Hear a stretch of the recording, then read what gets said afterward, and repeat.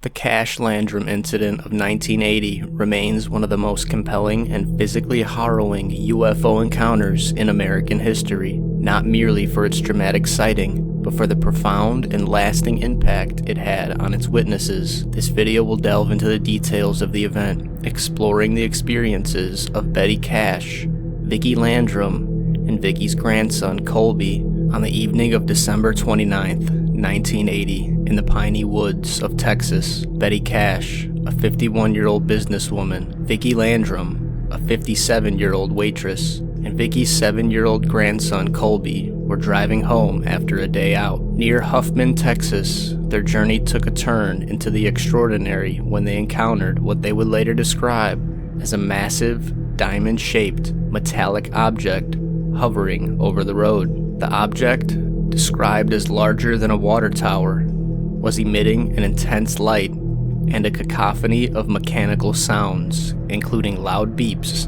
and a whooshing noise. The object's presence was not silent. It was also accompanied by a terrifying visual and physical phenomena. Flames, or what appeared to be exhaust, periodically shot from its base, creating an intense heat that affected the environment around it. The heat was so severe that it reportedly softened the car's vinyl dashboard, leaving Vickie's handprint in it when she steadied herself for comfort. Both Betty and Vickie got out of their car for a closer look, drawn by curiosity or perhaps a sense of awe. However, the encounter was far from benign. Betty, in particular, stood near the front of her car, mesmerized, yet unknowingly absorbing what would later be diagnosed as radiation poisoning. The trio observed the object for several minutes, during which they also noticed a significant number of military helicopters, identified later as Boeing CH-47 Chinooks, seemingly escorting or monitoring the UFO. The immediate aftermath of the encounter saw the witnesses experiencing profound physical effects. Betty Cash was the most severely affected. She reported nausea, headaches, and a burning sensation on her skin, which soon turned into large blisters. Over time, her health deteriorated, with diagnosis pointing towards radiation exposure. Her hair began to fall out, she suffered from skin lesions, and her immune system was compromised, leading to a life marked by chronic health issues and ultimately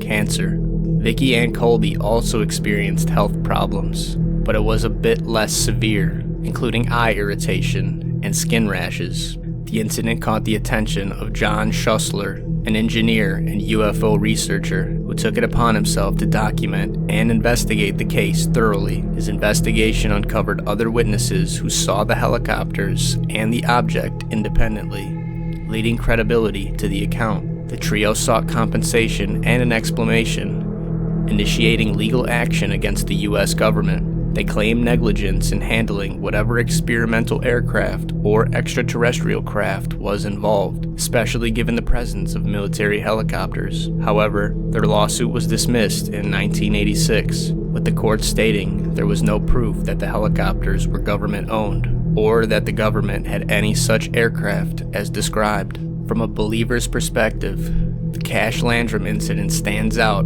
for several reasons. Betty Cash, Vickie Landrum, and Colby were not known for seeking attention or having a history of fantastical claims. Their accounts were consistent over time, and the physical evidence of their injuries corroborated with their story. The presence of multiple military helicopters suggests an official interest or involvement in the incident. This aspect hints at a cover-up, or at least a significant operation involving unknown technology. The health issues, especially in Betty Cash's case, closely mimic radiation poisoning, a fact acknowledged by her treatment physicians.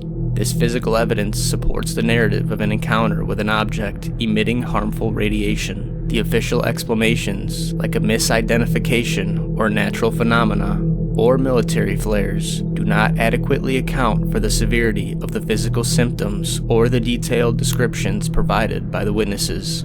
This incident has permeated UFO lore, symbolizing the dangers of government secrecy and the potential risks associated with UFO encounters. It serves as a cautionary tale in UFOlogy, urging transparency and investigation. The Cash-Landrum incident is not merely a tale of a UFO sighting, but a narrative deeply interwoven with human suffering, government secrecy, and the quest for truth. This case is a stark reminder of the potential reality of UFOs and the implications of their interaction with humanity. It underscores the need for open investigation into these phenomena, not just for understanding the unknown, but for the welfare of those directly affected by such encounters.